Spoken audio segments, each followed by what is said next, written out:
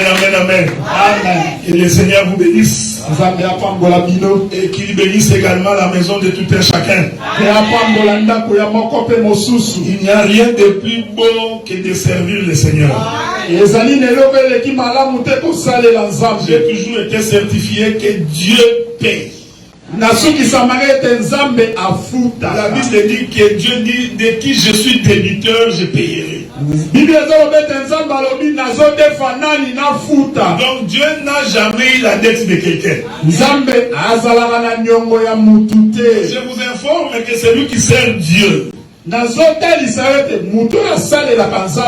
finit toujours par les récompenser. Je n'ai jamais vu un juste abandonné. Non, Dieu n'abandonne jamais sa postérité. J'aime ça. Même si la postérité se perd. Mais comme c'est la postérité de Dieu, donc Dieu s'arrangera pour aller récupérer ses enfants. Dieu avait dit à Abraham, ta postérité va se retrouver en Égypte. Mais rassure-toi que je ne peux pas l'abandonner. Donc l'Éternel viendra secourir sa postérité. Mais remarquez frère, la difficulté fait partie de la marche de l'enfant de Dieu. Parce que c'est par la difficulté qu'on comprend que l'Éternel est vivant. Quand tu as des difficultés, il ne faut jamais te décourager. Parce que la difficulté renseigne que Dieu te prépare de bonnes choses.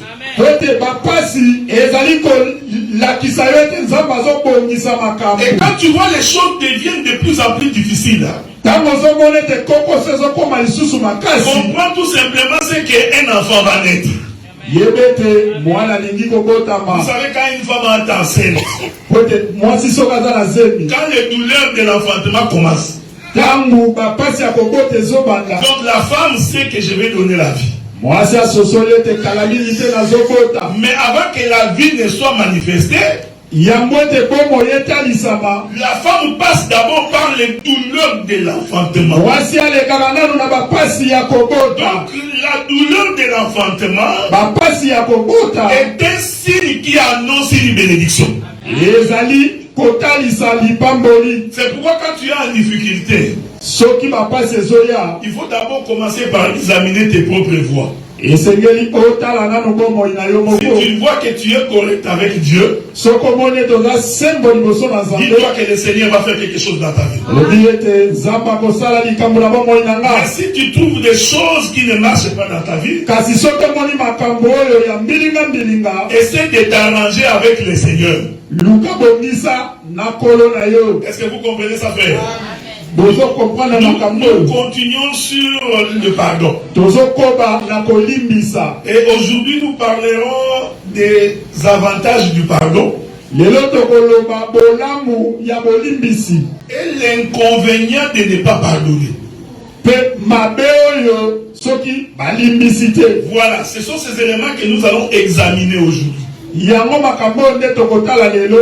voir quand tu pardonnes, qu'est-ce que tu bénéficies. Et quand tu ne pardonnes pas, qu'est-ce qui arrive? Nous allons prendre nos Bibles. J'ai fait un effort pour respecter la recommandation de la sœur Gina.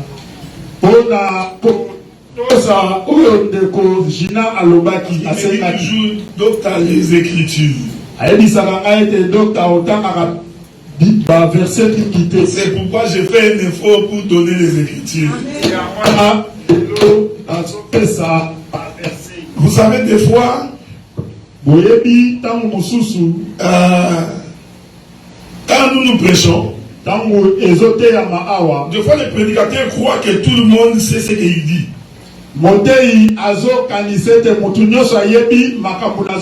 C'est une erreur.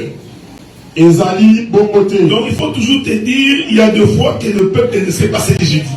C'est pourquoi il faut des écritures pour attester la chose. Ma soeur Buffy, que Dieu te bénisse. Sœur Buffy, tu es très jolie aujourd'hui. J'ai adoré ton chapeau. Vous savez, moi j'ai toujours voulu que vous mettiez des... Hein? Même quand vous mettez des foulards, mais... Hein? Il faut quand même mettre, pas comme les gens de Bima.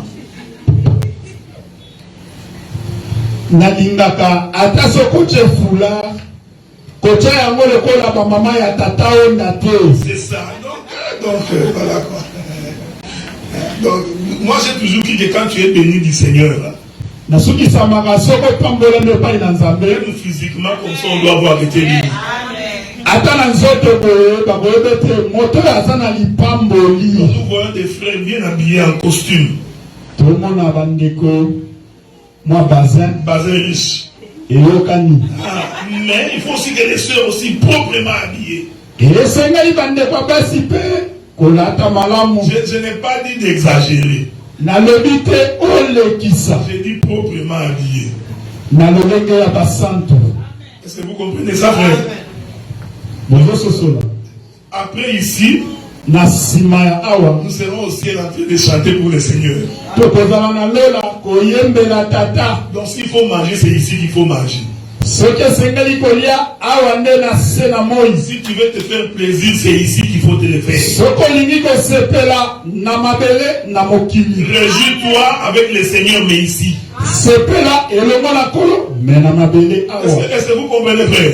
Même quand on te voit comme... Il y a des gens, tu vois seulement comme ça, tu vois les démons. Parce que quand le démon est dans le corps de quelqu'un, même sa face va attester qu'il est possédé. C'est pourquoi Jésus, quand Dieu a regardé Caïn, il a regardé sa face. Il dit, mais Caïn, si tu as bien agi, relève la tête. Vous savez, quand quelqu'un est dans les péchés, même son regard atteste que cet homme est dans les péchés. Quand quelqu'un te critique tous les jours, même en te regardant, tu peux voir que cet homme, son âme n'est pas en paix. L'Éternel a dit ceci: je te donnerai la rosée du ciel et la graisse de la terre. Je n'entre pas d'abord dans la révélation. Doctrinalement, il faut que Dieu te bénisse aussi matériellement. Il a dit que de la même manière que prospère l'état de ton âme, je voudrais aussi que tu prospères à tous égards. Mais je vais vous dire une chose, frère. On ne prospère pas par la prière. Non, ce n'est pas à force de prier que tu vas prospérer. Non, pour prospérer, il faut travailler. Il faut investir. C'est pourquoi quand Israël était dans le désert, la manne tombait. Mais la promesse était pour Cana. Mais quand ils sont entrés dans Cana, la manne a cessé de tomber. Parce que Dieu leur avait donné une terre. Ils devaient cultiver la terre pour prospérer. Donc, quand tu veux prospérer matériellement, il faut investir. Je crois qu'à un moment donné, les pasteurs doivent revenir sur ces choses.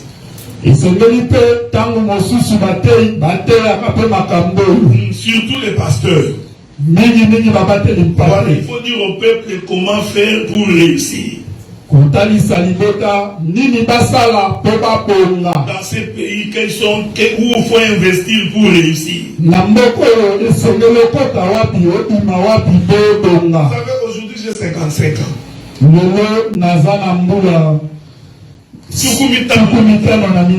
Donc, je commence à réfléchir sur ma vieillesse. Vous qui êtes encore jeune, ça ne vous dérange pas. Mais nous qui âge avance, là, nous nous posons la question.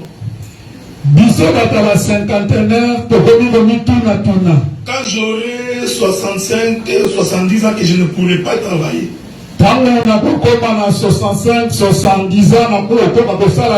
Là, les pieds vont commencer à trembler même quand tu n'es pas malade.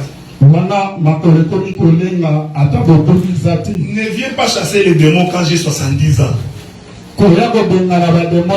Non, maladie de rhumatisme, non.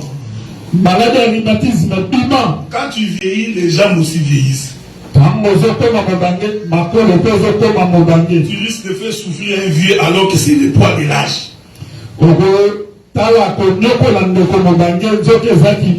Voilà.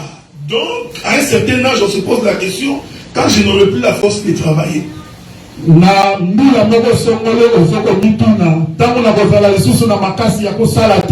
Comment je vais manger? Comment je prendrai soin de mon loyer? C'est pourquoi il faut y songer maintenant. Apprends à épargner au temps de ta jeunesse comme une fourmi. C'est ce que Salomon dit. Observe les fourmis et tire sagesse. Pendant l'été, il amasse des choses.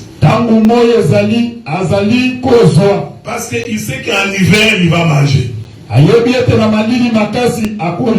Que le Seigneur vous aide. Nous prenons le livre de 1 Jean chapitre 1er. Le verset 9. Je vais lire au nom du Seigneur. Si nous confessons nos péchés, il est fidèle et juste pour nous les pardonner et pour purifier toute iniquité. On peut ajouter Actes des Apôtres chapitre 8. Le verset 22. Répands-toi donc de ta méchanceté. Prie le Seigneur pour que la pensée de ton cœur, que la pensée de ton cœur te soit pardonnée. S'il est possible. Le livre des Actes des Apôtres nous dit ceci. Qu'un homme peut pécher dans sa pensée. Est-ce que vous voyez ça faire?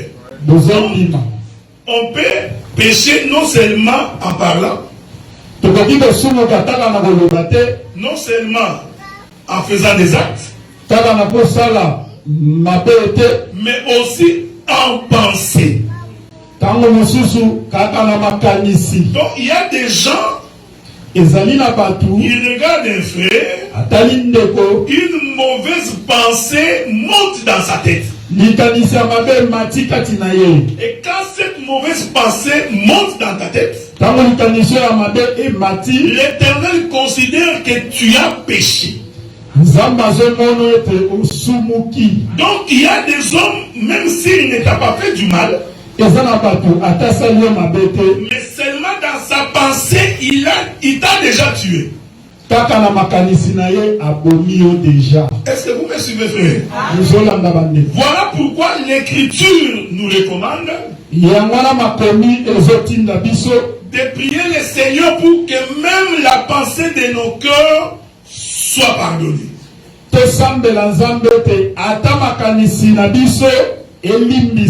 Quel est l'avantage du pardon? Le premier élément, c'est que le pardon crée la paix entre Dieu et l'homme.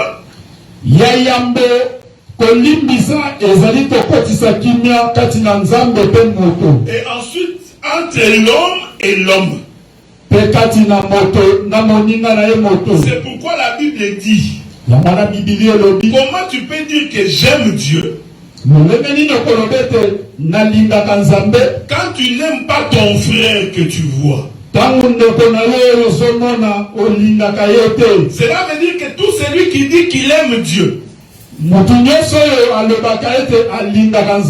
qui haït son frère, en réalité il n'aime pas Dieu. Même s'il va à la prière qu'il prie, même s'il met ses genoux à terre et qu'il dit que Dieu je t'aime, mais si tu n'as pas l'amour de ton prochain, alors Dieu considère que tu ne l'aimes pas non plus.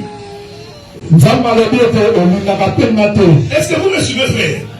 Donc, être en paix avec son frère te permet aussi d'être en paix avec le Seigneur. C'est pourquoi la Bible dit, si pendant que tu t'en vas pour offrir le Seigneur, et que là tu te souviens que ton frère a un problème avec toi, la Bible dit ceci. Non pas que tu te souviens que toi tu as un problème avec ton frère. Ce n'est pas ce que la Bible dit. La Bible dit que ton frère a un problème avec toi. C'est-à-dire que pendant que je m'avais prié, moi je me souviens que Nicolas a un problème avec moi. La Bible dit que je dépose là mon offrande. Je vais d'abord arranger avec mon frère. Vous savez pourquoi Dieu a dit que c'est toi qui dois te souvenir que ton frère a un problème avec toi?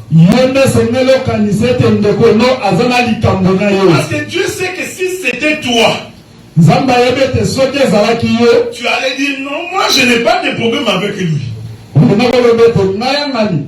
C'est ce que tout le monde dit. Non, moi je n'ai pas de problème avec ma soeur. Non, c'est toujours lui qui cherche le problème. Moi je suis clean. Comme Dieu sait que tu vas te justifier comme ça. Voilà pourquoi Dieu a dit que non, ce n'est pas toi. Il dit que toi tu sais que c'est lui qui a un problème avec lui. C'est pour t'empêcher d'avoir une excuse. Parce que beaucoup de gens trouvent des raisons pour ne pas faire la paix. Non, c'est lui qui avait commencé, frère. Mais s'il vient demander pardon, il n'y a pas de problème. Donc, Dieu sait qu'il y a des gens et ne demandent pas pardon. Et ils attendent que les autres viennent demander pardon. Ce n'est pas une attitude d'un enfant de Dieu. Est-ce que vous me suivez? Je ne suis pas dans beaucoup de révélations aujourd'hui. Je reste dans la pratique. Donc il y a des frères, il y a des sœurs, parce que rempli d'orgueil. Donc lui il attend que les autres viennent lui demander pardon. Alors que généralement, celui qui comprend le sens du pardon, cela veut dire que celui-là il a l'enseignement. Donc tu vas considérer que celui qui est un problème avec toi, il est possible que lui ne comprend pas l'enseignement. Il ne peut pas venir vers toi. Mais comme toi tu as l'enseignement, C'est toi qui vas aller vers ton frère. Ce que nous disons, frère, c'est la doctrine de la parole. Quand nous avions péché contre Dieu, Dieu n'a pas attendu que nous venions vers lui. Est-ce que vous me suivez, frère? Cependant, c'est nous qui avions péché contre Dieu. Donc, logiquement, c'est nous qui devions aller vers Dieu pour demander pardon. Regardez comment Dieu aligne les choses. Lorsque Adam a péché, et il a mangé les fruits dont il était question de ne pas manger. Il ne faut pas faire beaucoup de philosophie. Ne pas lire beaucoup de livres des témoins de Jéhovah. Parce que tu vas trouver une pomme comme ça qu'on donne à l'homme, il mange, tu dis c'est le fruit qu'il a mangé.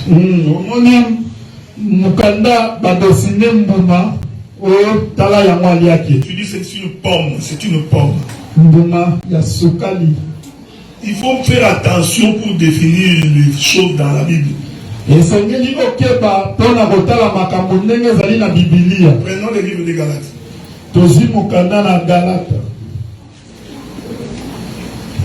Parce que toi tu vas commencer à dire non, il a mangé la pomme. L'autre va dire non, c'est une mangue.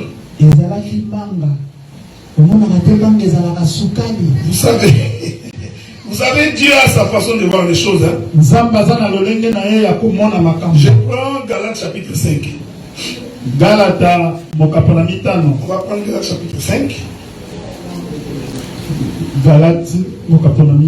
Je vais donc commencer par le verset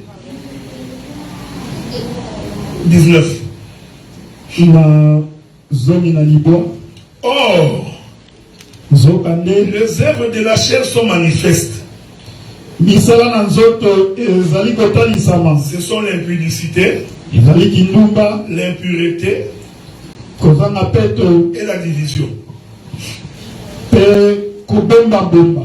Vous pouvez lire jusqu'au verset 21. Maintenant, je prends le verset 22. Mais les fruits de l'esprit. Est-ce que vous voyez ça faire? La Bible définit les choses. Mais les fruits de l'esprit. Dieu n'a pas dit c'est une pomme. C'est une mangue. Donc Dieu définit. Il dit les fruits de l'esprit. C'est l'amour. C'est la joie. La paix. La patience. La fidélité. Et la douceur. Donc tu vois, quand Dieu veut définir les fruits, il ne définit pas comme nous. Et les fruits de l'esprit, c'est en opposition avec les fruits de la chair.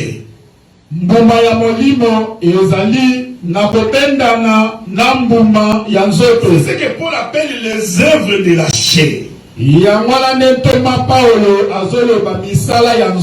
toujours dit que le plus grand ennemi de l'homme, c'est sa chair. Et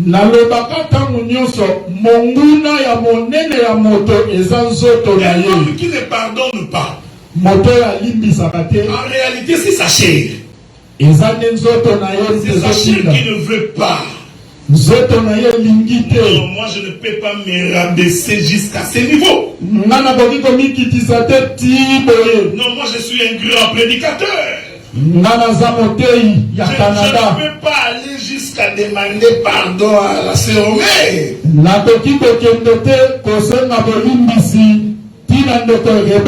En fait, c'est sa chair qui parle comme ça. C'est ça son ennemi. C'est pourquoi l'Écriture nous demande de faire mourir les désirs de la chair.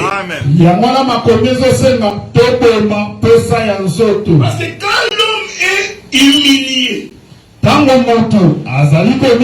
quand l'homme est brisé, il ne voit pas son intérêt d'abord. Donc quand tu vas vers ton frère pour demander pardon,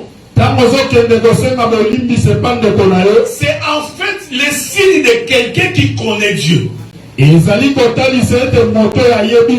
Et puis il ne faut pas te poser la question, non, lui va trouver qu'il est grand, moi je suis devenu petit.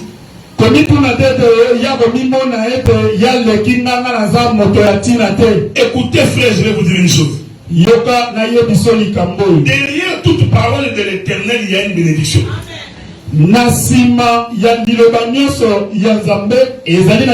Je vous dis que tout ce que tu fais qui est conforme à la parole est suivi d'une bénédiction.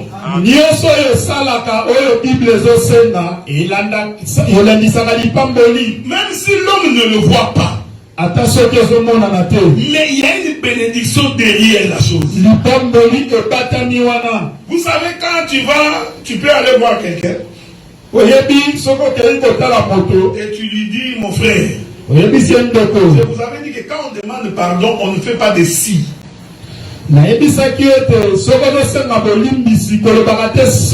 Voilà, ça c'est encore un esprit d'orgueil. Oh bien aimé, si je t'ai fait du mal,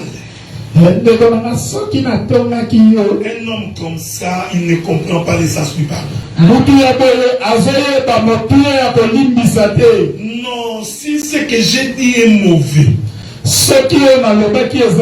donc lui-même ne comprend pas que ce qu'il a dit est mauvais.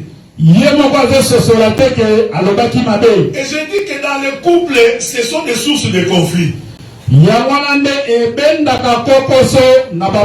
Parce que tout simplement, on ne sait pas demander pardon.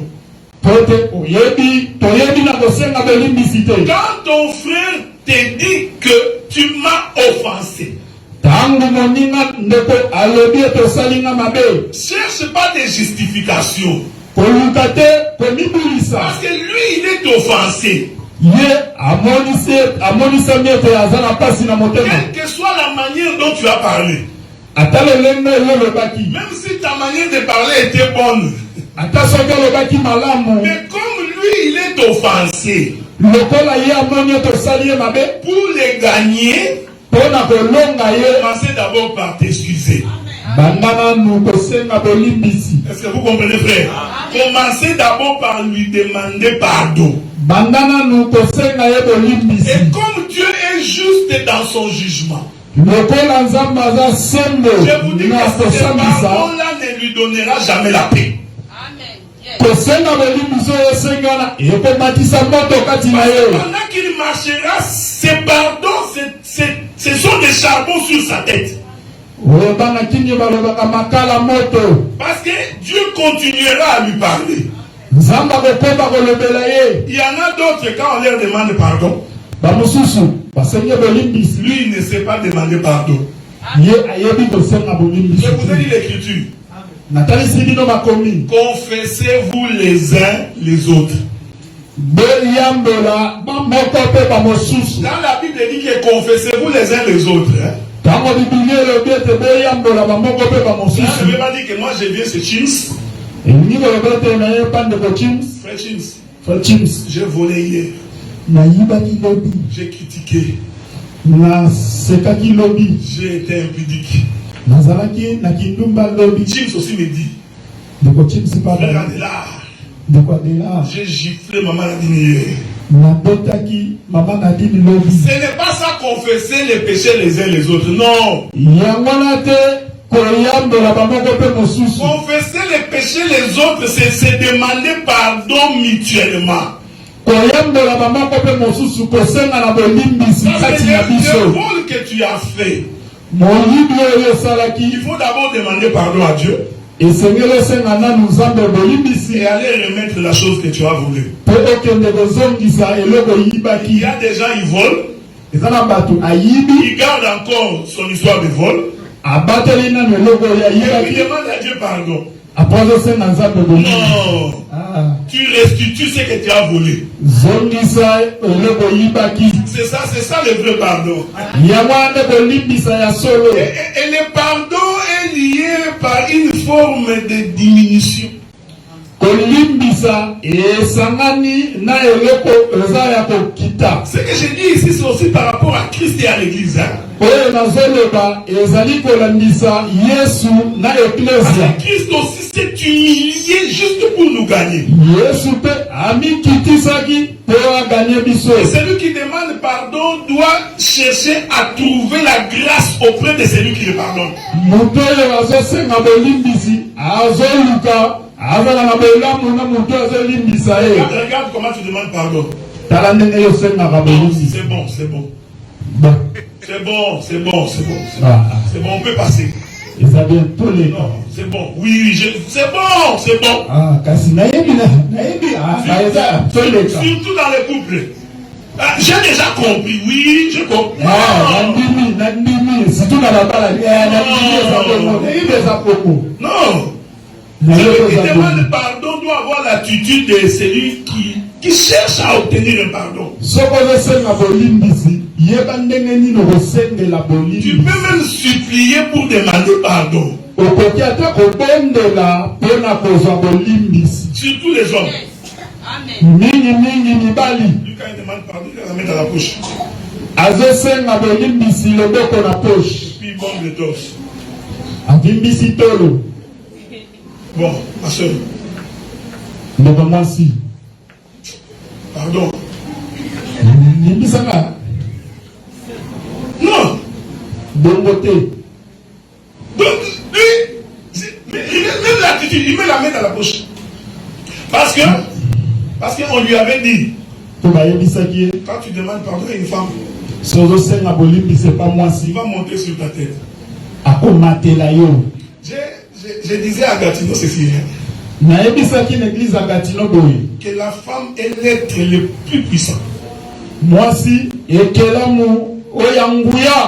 S'il y a un être puissant, c'est la femme.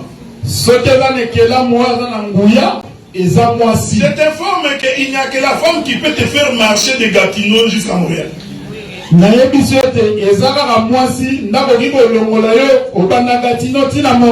Tu peux compter le nombre de voyages que Pasteur Marcel a fait.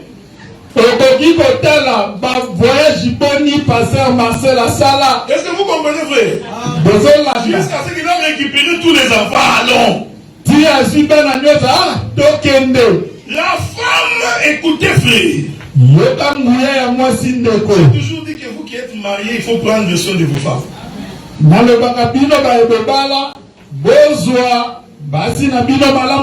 Il faut les respecter. Même si tu es prédicateur. S'il y a un conflit dans la maison, même les versets vont fuir. Vous allez voir les prédicateurs est en colère tout le temps, vous ne comprenez pas, ils gronde. C'est parce que dans la maison, la femme est en train de semer des troubles. Il suffit seulement que la femme dise que je ne lui parle pas pendant une semaine. Même au travail, il est en colère.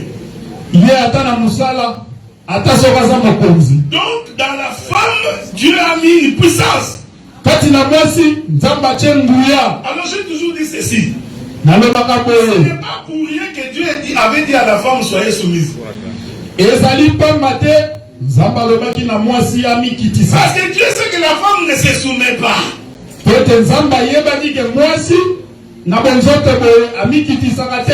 Elle est têtue. C'est comme ça qu'ils se sont entendus avec Dieu. Pendant que Dieu causait avec la femme, il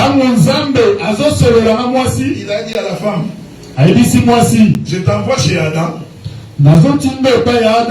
pour lui rendre la vie difficile. Donc la femme a les dons mwasi azana likabo de venir compliquer la vie de l'homme. to atungisa mobali. C'est naturel. Wana ezandenge nzamba Mais Dieu salela. a donné à l'homme la capacité Sikoyo nzamba pesi makoki na mobali de pouvoir maîtriser la femme. pona kokonza sikoyo mwasi. Et pour maîtriser la femme, il faut avoir beaucoup de sagesse. Pona kokonza mwasi esengeli bwana mingi. C'est pour dire ceci, frère. Pona koloba boye. L'église est une femme. Ekelezia eza mwasi. Et l'église est têtue et rebelle. Ekelezia eza mangongi pe moto na mabulu. Regardez combien de fois nous péchons contre Dieu. Tala lolenge nini tozotombokela nzambe. C'est ce que j'appelle la rébellion de la femme. Yango ande kotomboka ya mwasi. Mais Dieu doit avoir la capacité de nous maîtriser. Nzambe esengelaka na makoki ya kokonza biso. Est-ce que vous comprenez ce que nous disons, frère? Et ça, il faut beaucoup de sagesse. Yango wana bwana esengele ezala. J'ai toujours dit ceci, frère. Nalobaka boye. On ne gronde pas la femme. Bagangelaka mwasi te. Parce que tu risques d'être prédicateur de Moïse. Okozala moteli ya Mose. Vous savez, Dieu a pris Moïse. Nzambe azwi Mose. Il donne la loi à Moïse. Apesi mibeko. Il dit, tu vas prendre cette loi. Esengeli oza mobeko Tu oyo. vas l'appliquer sur Israël. Esengeli Israeli asalela yango. Je vous informe que Israël ne se soumettait jamais à la loi de Dieu. Nazotalizo ete Israeli abandaki kotosa mobeko na La Nzambe Bible dit te. que Israël est un peuple au cou raide. Yebi ete Israeli azalaki moto ya mangongi. J'aime ça. Donc Israël ayuka kati. Israeli, il n'écoute pas. C'est pareil avec une femme. Zandenge moko na mwasi. Elle n'écoute pas. Ayokaka te. Est-ce que vous comprenez ce que nous disons? Maintenant, pour que Dieu nous gagne, nous l'église, Pona Nzambe azwa biso ekelezia. Dieu nous a gagné non pas par la loi, Nzambe azwi biso te na mobeko. mais il nous a pris par la grâce. Alongi biso na mbolu. Or la grâce, elle est douce. Mbolu ezali na kimia penda. Donc la grâce, elle est capable de ramener avec amour.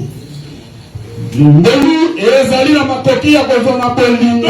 C'est ça même l'essence du pardon. Yango wana nde lolenge na kolimbisa. Savoir comment vivre avec son concitoyen sans le blesser. Koyeba lolenge nini ya kobika na molingami sao sokisa ye. Et le pardon est lié à la compassion. J'aime ça. Kolimbisa ezali kokangama na mawa. J'ai toujours dit ceci, frère. Nalobaka poye. Là, je parle au ministre. Nazoloba sikoyo na bato baza na lotomo. Un prédicateur qui n'a pas la compassion, Motei oyo aza na mawa te. il n'est pas serviteur de Dieu. Aza mosali ya Nzambe te. Parce que l'amour est attaché à la compassion. Bolingo ekangama na mawa. Parce que si Dieu n'était pas compatissant, Tete Nzambe soka azalaki na mawa wana il te. n'allait pas nous aimer. Alingaki kolinga biso Nous te. étions des voleurs, Tozalaki miyibi. des brigands, Batu na mobulu. des pécheurs. Batu na Mais lisumu. si Dieu nous a aimés, Soki Nzambe alingi biso. c'était par compassion. Ezali pona mawa. Un homme est venu voir Jésus. Moto moko ye komona Yesu. Il dit, que ferais-je pour hériter le royaume des cieux? Nasala nini pona kozalola. Jésus lui dit, Yesu alobi. ce que tu vas faire, Oyo osengeli osala. c'est vivre la loi de Moïse. Esengeli obika mibeko na Mose. L'homme répond, Ayanoli. depuis mon jeune âge, Kobandaki elenge na nga. j'ai observé la loi de Moïse. Nasalelaka mibeko ya Mose. Est-ce que vous me suivez, frère? Donc l'homme a prouvé que si seulement pour entrer au ciel, Moto atalisi ete soki mpona kokota lola. il faut observer la loi de Dieu. Esengeli osalela mibeko ya Et Nzambe. bien moi je vais entrer au ciel. Seke nga na kokota lola. Alors Jésus se retourne vers lui. Yesu abaluki. Il dit, prends tous tes biens Zwa bozwino nyonso. et donne ça à ton prochain. Pesa na molingami. L'homme voulait se justifier. Mutu alingi koloba. Il dit, ah bon, Bon. qui est donc mon prochain? Ndeko na nga nani? Est-ce que vous me suivez, frère? Suivez-moi bien. Je vais finir dans 2 minutes. Il dit, qui est donc mon prochain? Jésus, au lieu de lui dire, oh, ton prochain c'est le frère ici. Maintenant, regardez comment Jésus définit les prochains. Il dit, un homme descendait de Jérusalem vers Jéricho. Je suis en train de définir les prochains et pardon. Un homme descendait de Jérusalem vers Jéricho. L'écriture dit descendait. Donc nous comprenons que Jérusalem est en haut. Amen. Jéricho est en bas. Parce qu'on ne peut descendre que de haut vers le bas. Est-ce que vous me suivez, frère? Donc cet homme descendait. Pendant qu'il descendait, il croise des brigands. Ils l'ont tabassé. J'aime ces choses. Mais lui descendait de Jérusalem vers Jéricho. Je vais aller très vite parce que je n'ai pas beaucoup de temps. L'homme qui descendait de Jérusalem vers Jéricho, c'était toi et moi. Mais nous sommes descendus dans Adam. Parce que nous tous, nous sommes sortis d'Adam.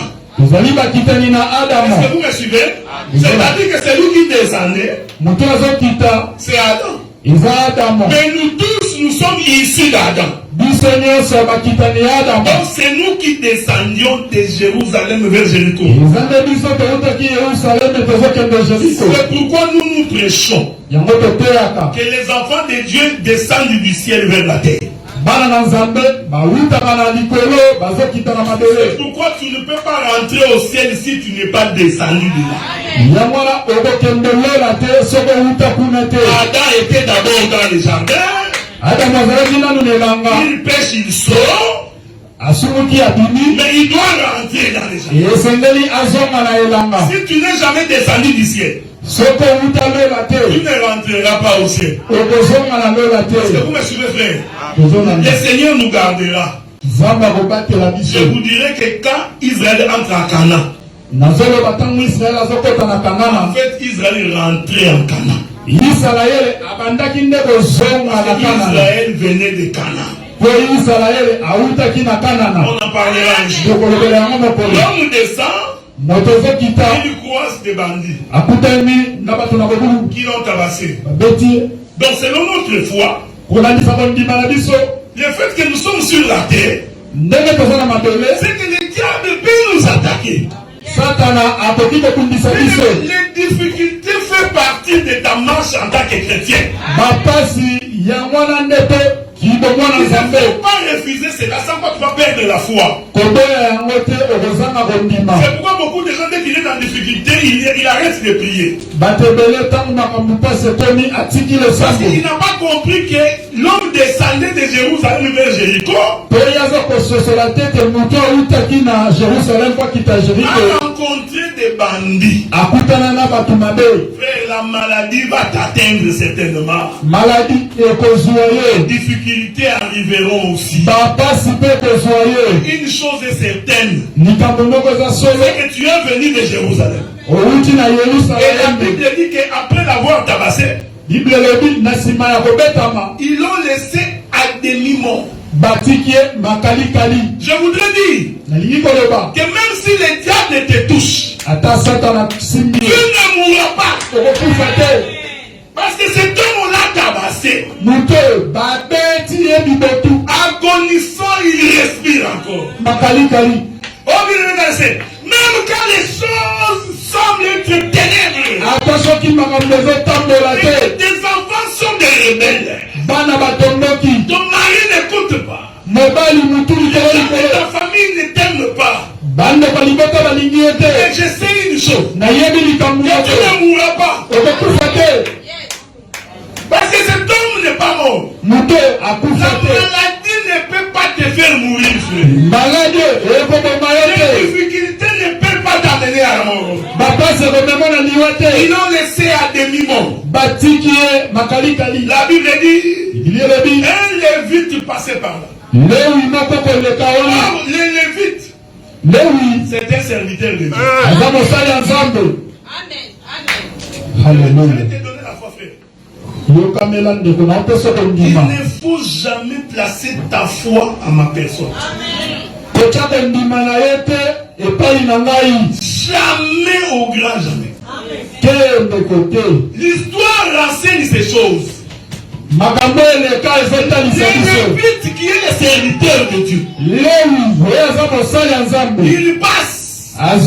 Il voit la personne en train de mourir.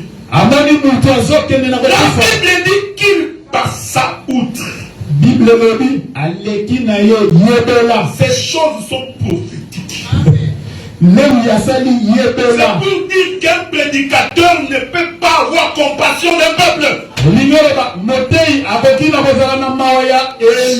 Jamais. Retenez la sagesse de ce que j'ai dit. Parce que je ne connais pas le lendemain. Vous ne savez pas si demain je ne prierai plus. Ou je ne serai plus ici. Mais si tu as placé ta confiance à ma personne, tu vas être déçu. J'ai toujours dit ceci, frère. Quand quelqu'un place sa confiance en l'homme, ça énerve Dieu. Parce que Dieu voudrait que toute la confiance lui revienne. Mais s'il voit que tout le monde met la confiance dans un homme, Dieu va faire en sorte que cet homme puisse vous décevoir. Pour que la gloire puisse seulement revenir à l'Éternel. C'est pourquoi j'ai toujours dit aux prédicateurs, attention de vouloir trop monter. Arrête de dire qu'il n'y a que toi, il n'y a que toi. Parce que tu es en train de défier l'Éternel Dieu des armées. Et Dieu, quand tu les combats, la Bible dit ceci. Il est redoutable de tomber entre les mains de l'Éternel. Parce que si tu tombes entre les mains du diable, l'Éternel viendra à ton secours. C'est l'Éternel qui te détient. Il viendra te délivrer. Est-ce que vous comprenez ça, frère? Les Lévites viennent. Je ne sais pas si les bandits sont allés pas ici.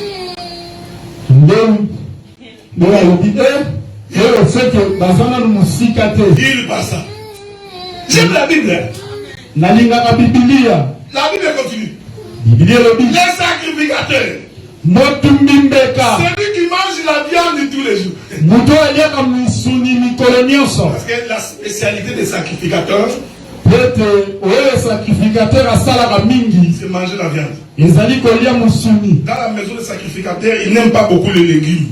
Le gros moussouni comme ça. Bien-aimé dans le Seigneur, il faut donner à l'Éternel. Une bonne offrande. Il faut donner ton Isaac. Quand il demande une bonne offrande, et c'est que le père vraiment Isaac quand la bonne offrande là, qui te dit qu'il faut donner à l'Éternel, lui sait que c'est lui qui va manger ça.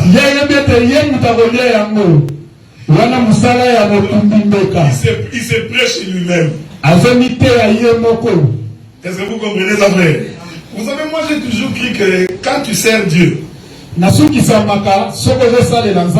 Dieu vrai, il va te payer. Il te payera, il va te payer.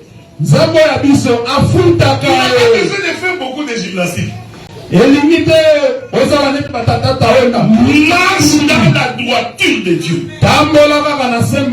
Respecte la voix de Dieu. L'Éternel viendra à ton secours. Est-ce que vous comprenez, frère? Paul dit ceci.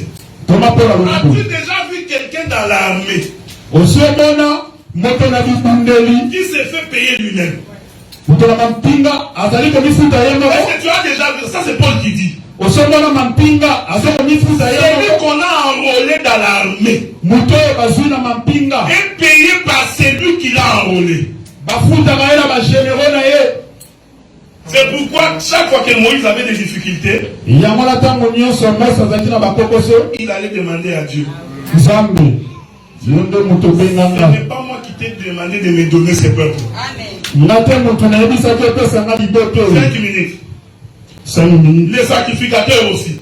moto mimbeka mpe Il regarde. atali Il passe. alobi ye oyo alinga kufa na ye deja ata nasali nyonso. Un Samaritain passé par là.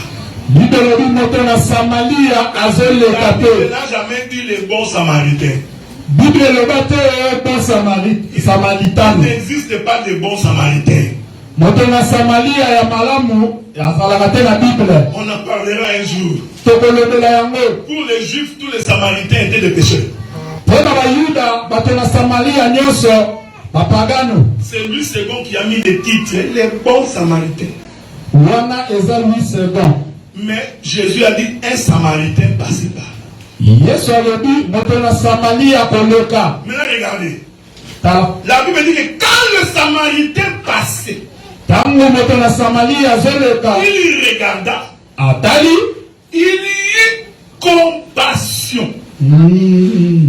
ayoki mawa. Bien aimé, pour t'approcher de quelqu'un, mpo na kopusana epai na il moto. faut avoir compassion de la personne. yambo na maso ozala na mawa ya moto. Donc on ne peut pas s'approcher de son prochain. okoki kopusana epai na mondeko Si te premièrement tu ne l'aimes pas.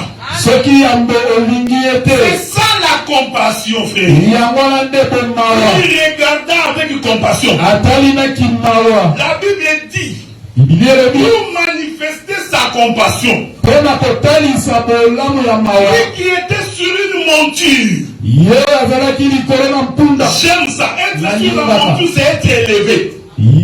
kozala likolo na matelo elakisi ete moto atomboma. Il descendit de sa monture. akiti bipai Celui azalaki. qui demande pardon doit apprendre à descendre. moto asengaka bolimbisi esengela yekola kokita. Celui qui cherche la compassion apprend à descendre. moto alukaka mawa ayekolaka kokita. Est-ce que vous comprenez, frère? ezolanda. La Bible dit que quand tu viens dans une fête, biblia ebiso kokomi place bato bazosepela. ne prends pas la première chaise avant qu'on te le donne. kozwa kiti na yambo te yambo bapesa Parce yo. que tu es venu en costume. po ete olati malamu. C'est la plupart des pasteurs d'aujourd'hui. bate ebele lelo. Il est pasteur à l'église. azali mobateli patene etonga. Il croit qu'il est pasteur même dans la fête des frères. yazokanisa ete ata na kosepela te azali kaka paster. On l'invite dans une fête. babengisi ete na Il kosepela. amène son titre de pastorat même dans la fête. amemi batitre ne nyonso wana ti na feti. Comme à l'église, on porte sa Bible. lokola na église bamemelaka ye epai ya protocole. Il a sa propre chaise devant. aza na kiti na ye liboso. La chaise avec onction. kiti wana na biso namona mwasi ya protocole atelemi na nsima. Tu ne peux pas t'asseoir sur la chaise du pasteur. okoki kovanda na kiti ya paster te. Donc lui, quand il arrive, ntango ye azoya il arrive à la porte. aye na porte. Depuis sa maison, il avait porté sa Bible. bana ya ndako amimemelaki ye moko. Il arrive à la porte. ntango akomi kaka na église na porte. Une autre sœur possédée par un mauvais esprit. sere mosusu alatisama milimo mabe. Pas ça. Daddy. dadi Il récupère la Bible. dadi Mais cette Bible, il l'a portée depuis chez lui à la maison, non? banda na ndako amemaki bibilia na ye. Maintenant, lui, le pasteur, il fait un peu les. Il s'échauffe. so pasteur La fille, elle va avec la Bible. Il va avec la Bible. moi sere azokende na bible. L'homme de Dieu. moto na nzambe. L'homme se met. moto na Il nzambe. commence à vibrer. oui. Il y a des gens qui sont hypocrites. eza na bato oyo bamibombaka. Il vibre. Là, il ferme les yeux.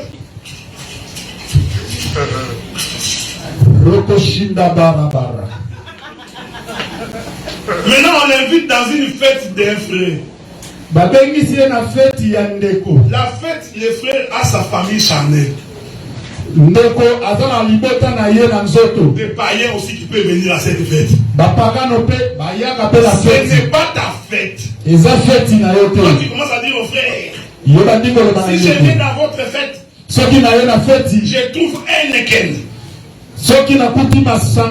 Je sors. Mais ce n'est pas l'église. Maintenant, les pasteurs aussi arrivent.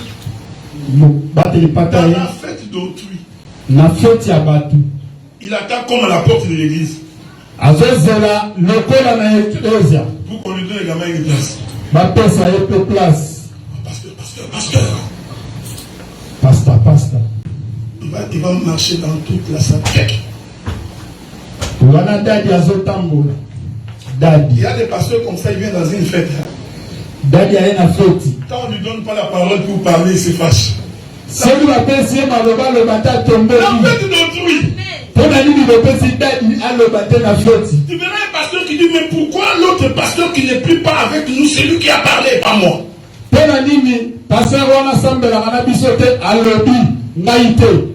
Donc tu veux te comporter comme tu te comportes à l'église puisque c'est la fête d'autrui.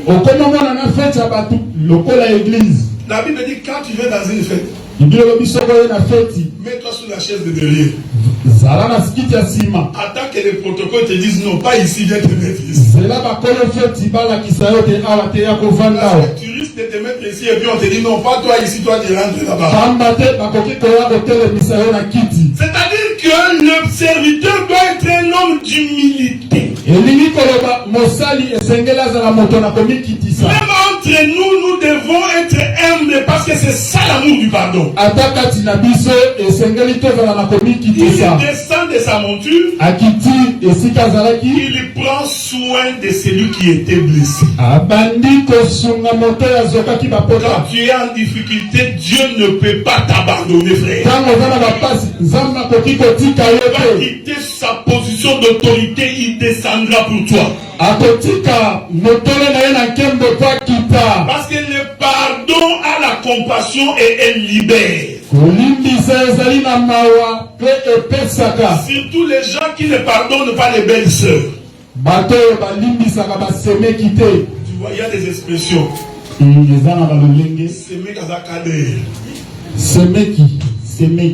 C'est un cadet. Donc une expression comme ça, on ne peut pas l'entendre de la bouche d'une chrétienne. Donc tu as de la haine vis-à-vis de tes belles sœurs. Tu n'aimes pas tes beaux-parents. Mais tu viens prier le Seigneur. Il faut rechercher la paix avec tous. Certaines de tes choses ne marchent pas parce que tu as pris ta belle soeur, tu l'as enfermée dans ton cœur. Dès que tu attends que ton mari veuille envoyer l'argent à sa soeur, toi tu te fâches.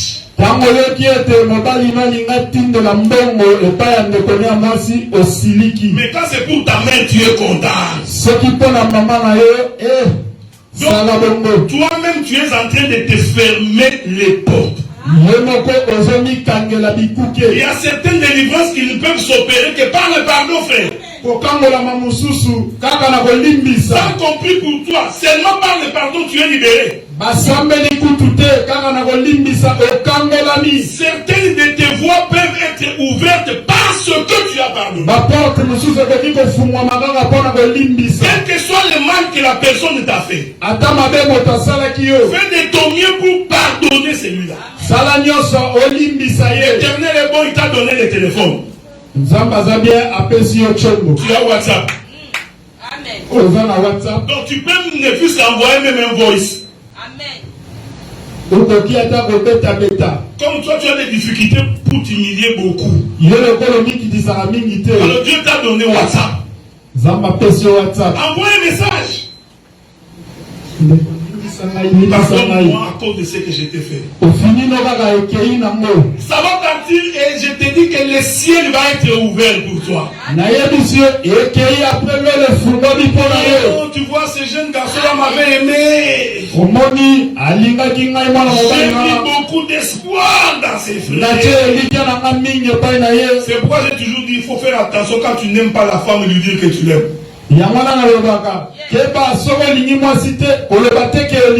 Parce qu'elle va faire beaucoup de songes. Vous ne connaissez pas les femmes. Ne dis pas une femme que tu n'aimes quand tu n'aimes pas. Surtout vous les célibataires. Tu vois la sœur, salut, c'est ma sœur. Je t'aime beaucoup. C'est fini. C'est fini, elle va commencer à rêver. Au début, elle ne te regardait pas. Tu lui as dit que tu l'aimes. Tous les jours, elle va te regarder. Il vérifie même les chaussures. Parce que tu lui as dit que tu l'aimes. Après, tu te réveilles demain. Ton amour est fini. Une sœur comme ça pour te pardonner. Il faut que Dieu lui vienne en aide. Il faut pardonner. Parce que quand tu vas le pardonner, Dieu va t'ouvrir d'autres portes. Ne t'enferme pas toi-même en refusant de pardon. Celui qui refuse de pardonner, il va souffrir intérieurement. Son cœur sera dans l'amertume. Donc tu vas avoir l'estomac. On va commencer à prier. L'esprit d'estomac. Thomas ici. Thomas aussi continue. Tu fais souffrir les serviteurs. Le problème c'est que tu n'as pas pardonné quelqu'un. C'est pourquoi ton cœur est en train de souffrir. Le jour où tu pardonneras, l'estomac aussi partira.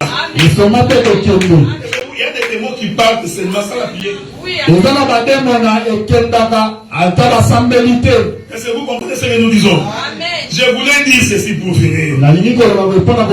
Apprenons à pardonner. Même les gens qui t'ont fait du mal. Même les gens qui t'ont escroqué. Et si tu les pardonnes, Dieu va t'ouvrir d'autres portes. Tu seras étonné que tu as perdu 10 000, tu gagnes 40 000. Et tout simplement à cause du pardon. Un frère qui t'a fait une promesse qu'il n'a pas honorée, pardonne. Mais dans cet évangile, il n'y a pas de fiançailles qui commence et qui finit. Il ne faut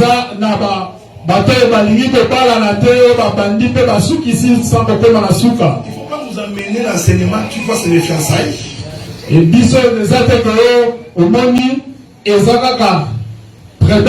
Nous avons commencé, j'observe les comportements.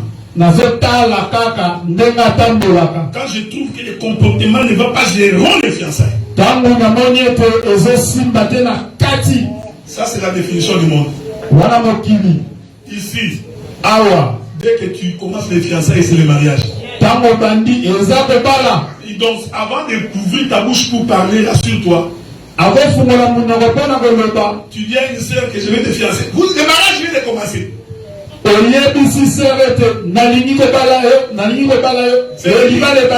Donc, pour nous, tu es un frère. Dieu t'a parlé avant d'aller.